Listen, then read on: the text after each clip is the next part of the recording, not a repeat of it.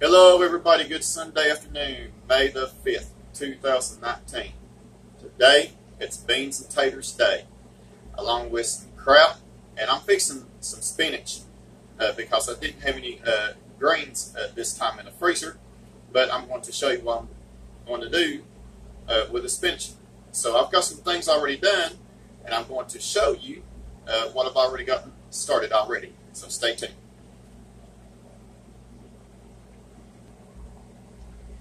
Alright everybody, welcome back. Now this morning before I went to church, I made some cornbread, and you can look at my other videos to see how I make my own cornbread. Now, in the pot here, I did something a little bit different to the beans. Well, first of all, when you buy beans at the store, let me show you what they look like.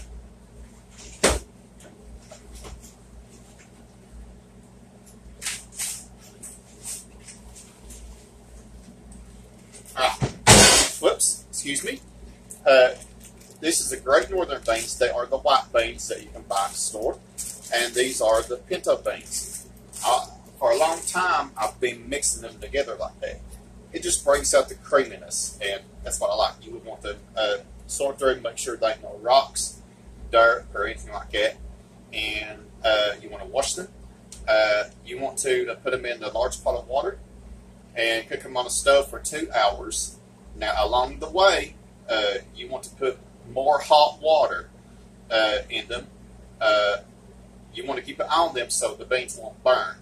And then, when the 2 hours are up, transfer everything into this crock pot, into a crock pot. And what I did was I took, remember that ham that I fixed on Easter Sunday? Well, I saved the bone of the ham, and I cut it up in half, cut the bone in half, and I put the ham bone in here. I put part of the ham bone in here. Now, I divided the ham bone up, put it in the freezer, and you can do the same.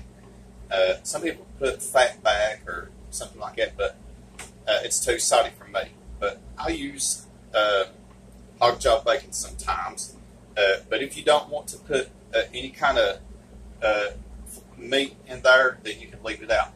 But I just put a ham bone. But and this morning, when I woke up, before I went to church, I took the bone out, and I flavored it a little bit of salt. Now, it depends upon the amount of salt that's in the ham.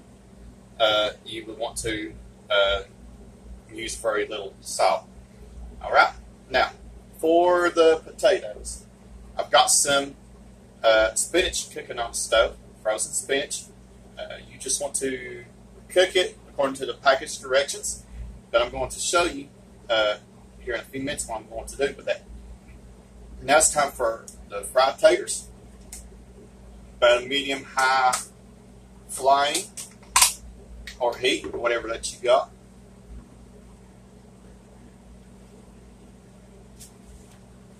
I love to taste both worlds. Some people use lard, and I don't like it that good. I don't like using lard or shortening to cook fried taters. I use olive oil. I'm going to have to get one of those little bottles to put the olive oil in. Olive oil and butter. Unsalted butter. Everything's falling on me today. And that is usually how I cook fried potatoes. Used to, when I was a kid, I would not touch fried taters. But I guess things change over the years. I like them pretty good. So oil and butter. We're going to turn that down so it won't splatter. It's starting to splatter. So watch out, everybody. Be careful when it does. Then, woohoo, there we go.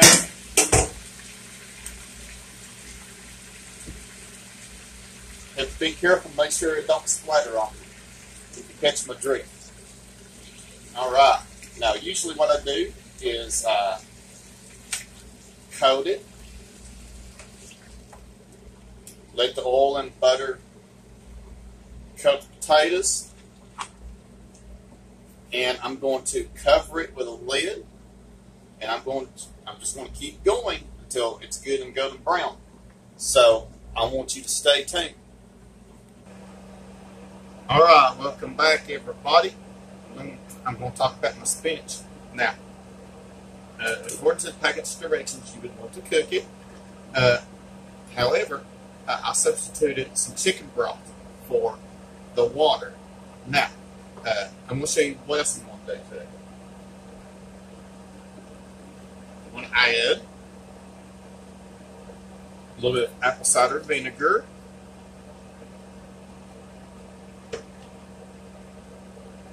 salt. I'm using some sea salt, some onion powder and garlic powder.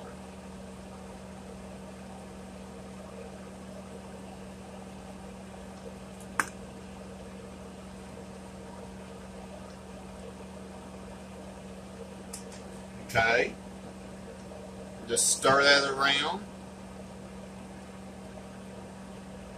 And that is done. That's a good and quick dish to make. Alright, now, we'll talk about the sauerkraut. Now, I took these smoked sausages and I browned them. Now, I noticed I about got them too brown, but that's okay because when I put this kraut in there, all of it's going to blend together very, very well. And this is what you would want. You want sauerkraut. You can buy it at the store. And or if you have some that's homemade, you can put it in here as well. Now, I've made homemade sauerkraut before. It's a little bit of a strategy, but it's well worth it. My grandma taught me how to fix it. Alright, so I'm putting my kraut in here. And I'm going to stir it. Now I'm doing this off the camera. But you have some idea. I'll do it like this. Stir it around. And let it heat through. Okay? Notice that all the pieces are coming off the bottom. And that's what makes it really, really good. So I'm going to let this continue cooking. So I want you to stay tuned for more. All right, everybody, welcome back. Please excuse me before I paused it. I picked the camera up too soon, or my phone up too soon. Show my necktie and everything, but that's okay. It'll all work out. Now, for the fried taters, notice how good and golden brown they're getting. You don't want to get them too mushy, okay? So I'm coming right in here and I'm stirring it, getting all the bits and pieces off the bottom. That's what makes it really, really good. Now, I'm going to add some seasoning. Salt. Once your tater's well seasoned. Onion powder. Well, I've actually got garlic powder in my hand. Now, one good thing, if you like onions, saute you some onions separately and then put them in with potatoes. Those are really, really good. Onion powder. Paprika.